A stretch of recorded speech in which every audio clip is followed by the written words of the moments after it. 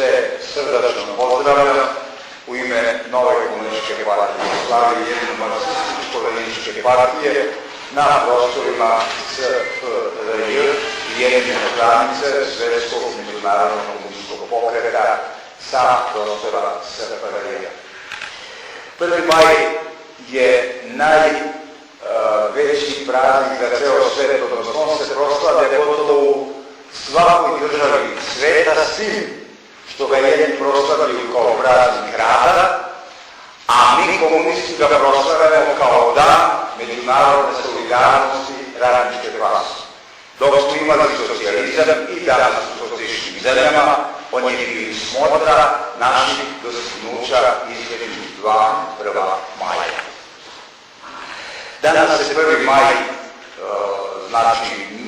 proslavlja tako što stotine miliona ljudi učestvuju širom sveta, koliko znamo ovdje je drug iz kubanske ambasade, koliko smo obavešteni, postoji mogućnost da i drug Fidel Castro danas na neki način učestvuju na manifestacijama, da će biti nekoliko miliona ljudi probani, ali on se slavi izuzetno, masovno, izuzetno svečano u Moskvi, u Pekingu, u svim progresivnim zemljama sveta. Danas je istovremeno i dan i rođen dan i Dimitrija Tucovića, rođenog 1881. godine, i mi, Socijalistička partija, imali smo mali miting na slavi pred nekoliko sati, položili venac, održali nekoliko govora, posle mala svečanost i tako dalje, tako to biva svake godine.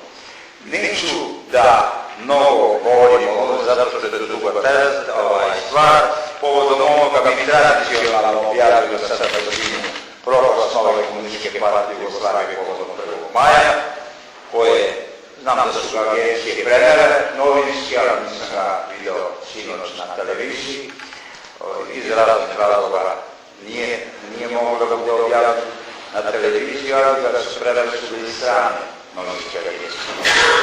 I samo još jednu kratku stvar koju ne možemo da zaobiđemo, bilo kakva obeležja da imamo, bilo kakve proslave da održavamo, samo da kažem jedno, mi se pridružujemo svim onim patriotskim snagama u našoj zemlji koje se energično protive da nam Kosovo i Metohiju oduzmu i stvore drugu albansku državu na Balkanu. Problem je u sledećem. Ne može se s jedne strane biti za to da Kosovo i Metohija budu naši, što su i naši, oni su sada okupirani, a s druge strane težiti da se uđe u euroatlantske integracije, jer upravo zemlje te integracije hoće da nam uzmu Kosovo. Ne može jedan ili drugo.